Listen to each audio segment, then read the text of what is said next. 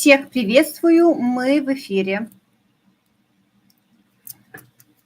Поставьте пятерочки, как меня видно, и поставьте десяточки, как меня слышно.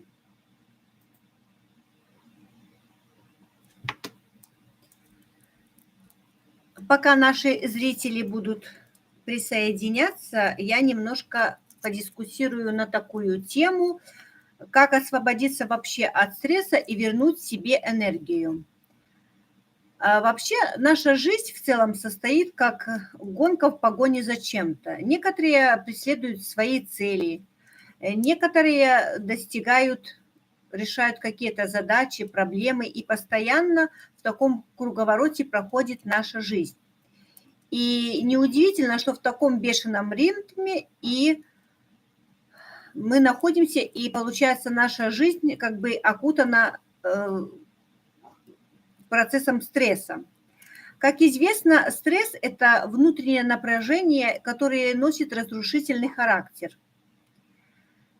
И понятное дело, что когда мы находимся во власти стресса, то он вызывает страх. А страх, он, как правило, блокирует путь к нашим целям и достижению наших желаний. Ну, во-первых, если мы часто находимся в стрессовой ситуации, то, как правило, мы начинаем чего-то бояться, у нас возникает какая-то паника, мы волнуемся, переживаем, и в результате у нас начинается бессонница, мы плохо себя чувствуем, у нас угнетенное состояние. И вот сегодня я бы хотела подискутировать о том, как освободиться от стресса, чтобы перестать терять эту энергию. Вообще, где можно взять силы и ресурс, чтобы реализовать все наши цели и двигаться к своим желаниям. И вообще, как побороть массовую эпидемию страха и выйти из этого кризиса. Вот такие сегодня будут у нас насущные вопросы в прямом эфире. И начать свое повествование я бы хотела с такого момента, вот как вообще не поддаваться массовой панике и сохранять спокойствие. К сожалению, в жизни бывают такие различные ситуации, на которые мы как бы то ни хотели, но мы не можем от них отстраниться и как-то не участвовать. Ну, в частности, я говорю сегодня о чрезвычайных ситуациях, там, различных стихийных бедствиях, мировых кризисах, там, эпидемиях, войнах. И если эти глобальные проблемы проходят в мире, то мы же понимаем, что мы не можем избавиться от этих проблем, мы не можем их решить, и то есть нам нужно как-то жить в мире и согласии с ними, и в то же время, чтобы не подрывать свое здоровье и не разрушать себя с помощью вот этих вот стрессовых ситуаций.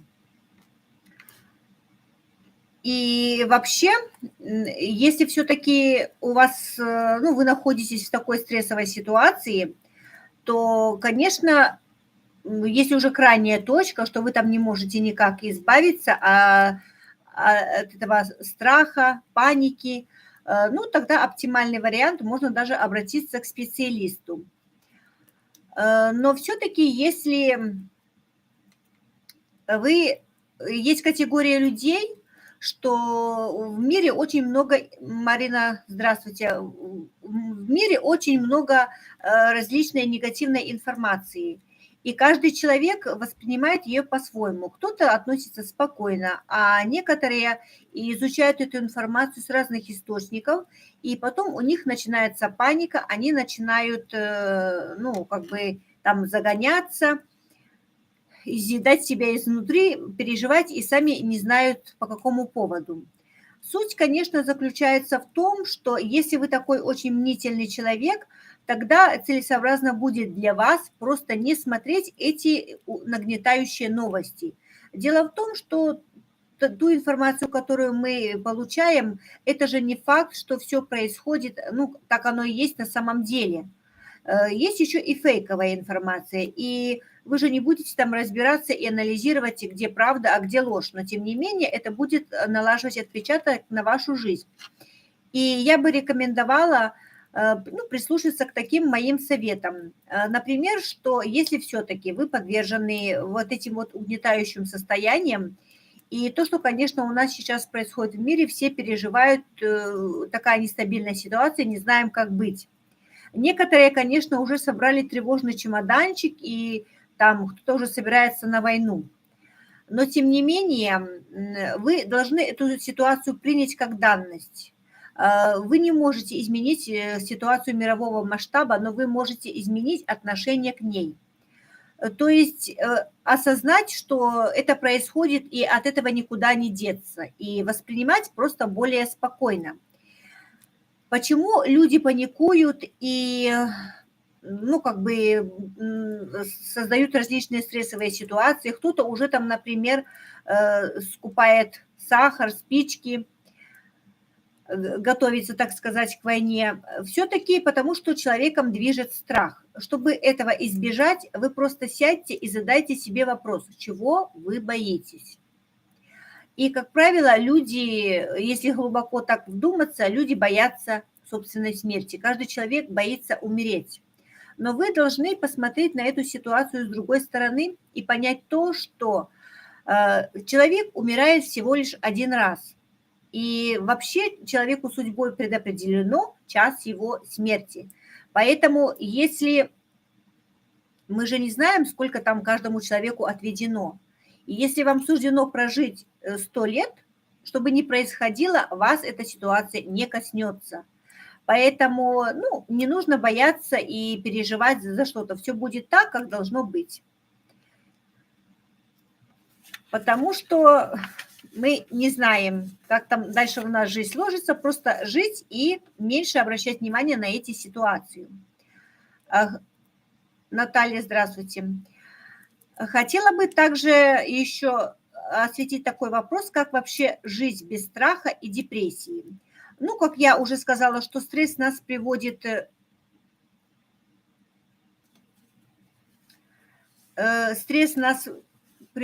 к тому, что у нас поступил вопрос, как воспринимать негативную информацию в мире, чтобы не поддаваться панике. Ну, как я уже немножко ранее сказала, Марина, что если как воспринимать информацию, здесь есть категория, ну, как бы люди двух категорий, которые спокойно относятся, неважно, что там происходит в мире, послушали, и они как-то не нагнетают эту ситуацию. Есть категория людей, неважно, что они там услышали, они очень болезненно реагируют на эту негативную информацию, поэтому необходимо просто вообще изолироваться от всяких этих новостей, не обсуждать со своими друзьями, знакомыми эти негативные темы, чтобы просто себя не загонять в стрессовые ситуации и депрессию. Просто изолироваться, уйти в сторону, чтобы меньше знать про эти проблемы, если вы не можете спокойно к этому относиться. Потому что, во-первых, когда вы думаете об этих проблемах, то, соответственно, вы запускаете механизм негативных мыслей. И, соответственно, наши мысли формируют нашу реальность. Поэтому вы посмотрели негативные новости, накрутили себе, и в результате у вас вместо одной проблемы стало еще больше. Наталья задает вопрос, как выйти из депрессии. Ну, скажем так, что раз задается такой вопрос, то это подразумевает то, что человек попал в эту ситуацию. Оптимальный вариант – туда не попадать. Чтобы не выходить, лучше туда не попадать. Но если все-таки случилось, то, конечно, нужно делать там различные, например, упражнения. Потому что по факту, например, как вообще происходит весь этот процесс, ну, там и депрессии, и негативного это состояния, когда, например, мы ставим себе какую-то цель. Например, у меня на работе появилась перспектива подняться по карьерной лестнице. Я настолько хочу осуществить эту цель, что я постоянно мечтаю, там, прокручиваю эту цель много-много раз в голове. В результате как бы я с нетерпением жду свершения этого факта. И, соответственно, здесь получается, что уже у моей цели завышена важность. И вообще в трансерфинге существует такое понятие, как важность. И она возникает в том случае, когда мы любой цели придаем ну, какое-то излишнее, избыточное значение, постоянно об этом думаем. И когда мы так поступаем, то включается в работу закон подлости. Как говорят, бутерброд падает маслом на низ. И в результате на вашу цель, то есть на вашу вакансию берут другого человека. И что бы вы ни делали, но ситуация не решается. Соответственно, если вы не достигли своей цели, вы начинаете чувствовать себя ущербным, запускаете опять негативные мысли, стресс, бессонница, ну и в результате вы себя разрушаете. Поэтому нужно контролировать очень свои мысли, чтобы себе не навредить и не сформировать себе ту жизнь, о которой, ну, которую вам бы не хотелось. И, как я уже сказала, что если мы пришли в депрессию, то можно воспользоваться некоторыми упражнениями. Например, чтобы выйти из этого депрессивного состояния, научитесь дышать осознанно. И тем самым вы сможете снизить эту важность. То есть если у вас, неважно, какая-то конфликтная ситуация, либо вы ловите себя на мысли о том, что вы постоянно думаете о своей задаче, хотите, вот, например, если девушка очень хочет выйти замуж, то она уже там мечтает и с нетерпением ждет, пока ее позовут замуж. И в результате у нее также завышена важность, и ее жених возьмет и женится на ком-то другом. Такая тоже ситуация может быть из-за того, что срабатывает закон, который ставит все на свои места, чтобы было. И когда вы начинаете концентрироваться на своем дыхании, то, во-первых, у вас прекращается мысленный диалог, и, соответственно, ваше внутреннее состояние успокаивается. И, соответственно, если вы будете проделывать это упражнение как можно чаще, то к вам придет осознанность, и вы понемногу будете выходить из этого депрессивного состояния. Следующее упражнение, которое бы я вам порекомендовала, это позволять себе расслабляться и ничего не делать, хотя бы иногда. Возьмите себе за привычку хотя бы раз в день уделять внимание, ничему не делать. Ну, конечно, есть успешные люди, там бизнесмены, которые, ну, не могут, вопреки себе, позволить хотя бы просто 10 минут ничего не делать. Ничего не делать – это значит просто сесть и отключить свои мысли. Когда вы будете сконцентрированы на своем дыхании, то у вас включится мысленный диалог. Соответственно, вы просто можете 10 минут посидеть в тишине. Не надо не слушать ни музыку, ни играться в телефоне, просто там расслабиться и отдохнуть. Это тоже будет позволять вам выходить из депрессии. Следующее упражнение, которое бы я вам порекомендовала сделать, это выписать ваши важности, то есть что для вас очень важно, и проблемы, и, так сказать, посмотреть им в глаза.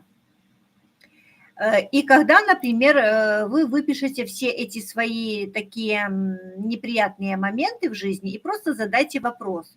Вот вы, например, боитесь, что вас уволят с работы.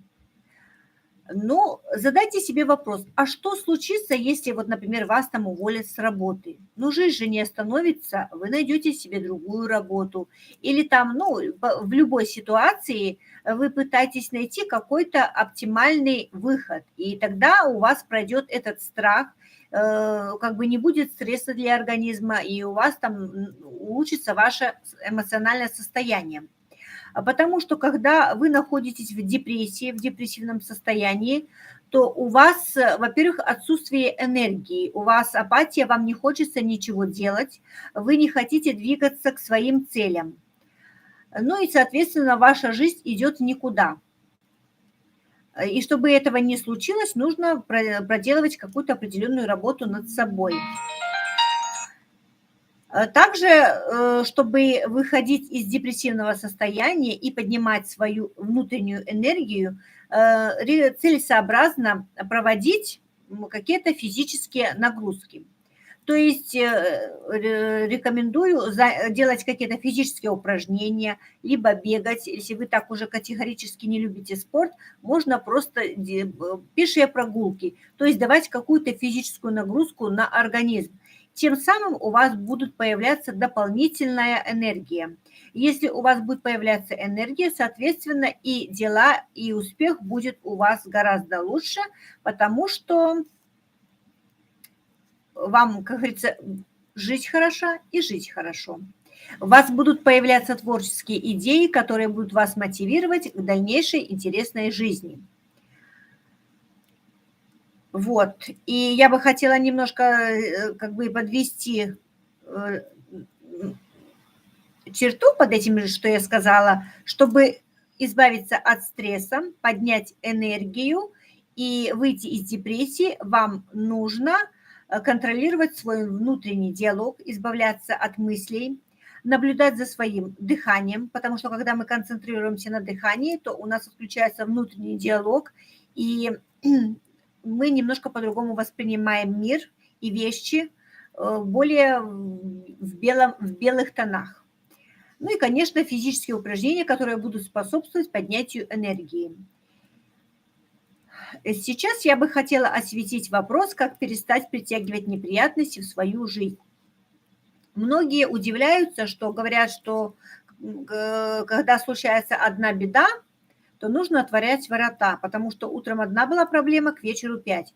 Все заключается в том, что мы сами притягиваем к себе эти мыслями, вернее, эти обстоятельства. Потому что, когда случается у человека проблема, человек начинает очень много об этом думать. Соответственно, здесь уже включается важность. Здесь уже завышена важность. И это, конечно, не есть хорошо.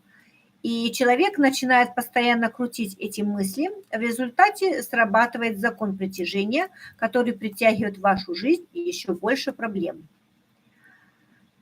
Также негативные убеждения, в чем вы убеждены, также способны притягивать неприятности в вашу жизнь. Если вы, хотя негативные убеждения, скажем так, эти программы, они формируются с раннего детства. Нам твердили там, внушали, и в результате, когда мы выросли, мы убеждены в том, что это именно так. Если мы убеждены, что Земля стоит на 3 китах, то так оно и есть, хотя по факту это не так. Но все-таки негативные убеждения играют свою роль. Поэтому всегда нужно ситуацию переводить в позитивный ключ, чтобы избегать вот этих вот программ, которые будут приносить в вашу жизнь неприятности. И хотела бы дать несколько советов, которые помогут вам избавиться от этих вот неприятностей. И первый такой совет – разучитесь ненавидеть. Бывает так, что люди мало ли так по каким-то причинам ненавидят какого-то человека и, естественно, излучают негатив. Отзываются там о нем в плохом ключе, или там в мыслях, или с кем-то обсуждают. В результате весь этот негатив, он возвращается в вашу жизнь. Эта ненависть возвращается к вам. Не от этого человека, а возвращается от другого человека. Поэтому к людям нужно быть добрее. Жизнь – это бумеранг, поэтому давайте добро, и добро будет вам возвращаться. Следующий совет, который стоит взять на заметку, это не придавайте чему-либо какое-то излишнее значение. То есть у каждого человека есть цель.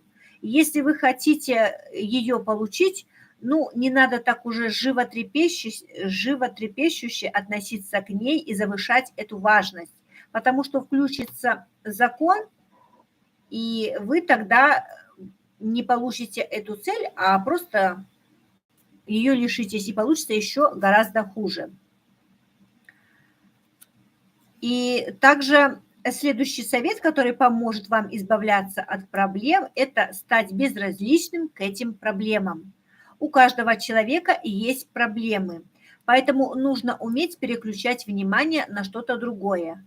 Если, конечно, такие люди, что они очень зациклены на своих проблемах, и если случилась проблема, они будут ее гонять день, два, а то и неделю, то для вас целесообразно, переключаться на какую-то другую задачу. То есть если у вас возникли какие-то проблемы, попробуйте занять себя чем-то другим. Поставьте себе цель. Если вы там шьете, нажмите "Шить". Если вы там поставьте себе цель прочитать какую-то книгу, чтобы отвлечь себя. То есть даже если вы не любите читать, просто поставьте себе цель, что вам нужно прочитать эту книгу за неделю. И когда вы будете сконцентрированы на прочтении, то уже эта проблема отойдет на задний план. Ну и тем самым, когда ваше внимание будет уже направлено не на вашу проблему, то уже будет здесь снижена важность, соответственно, и у вас неприятностей этих в жизни будет становиться все меньше. Вот. В принципе, сегодня я осветила все вопросы. Если у вас есть какие-то вопросы, вы можете написать мне в чате, и я отвечу.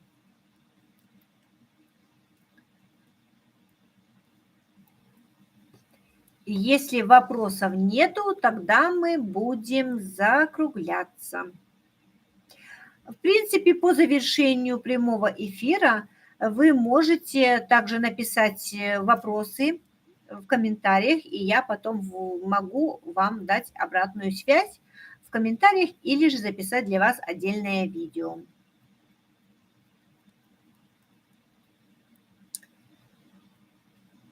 Я бы хотела поблагодарить всех присутствующих и зрителей, которые будут смотреть позже это видеозаписи, за внимание, за вопросы, которые здесь задавали. И хотела бы сказать, что вы подписывались на мой канал, обязательно поставили лайк этому видео, ну и, конечно, по мере интереса писали комментарии. Ну и, конечно, поделитесь этой информацией с теми людьми, кого вы любите, кого вы цените, чтобы они также получали эту информацию и избегали стрессовых ситуаций и выходили из депрессии. Отлично, Наталья. Я тоже вас всех люблю и благодарю сегодня всех присутствующих еще раз. И до встречи в следующем видео. Всем пока. С вами была Елена Макаренко.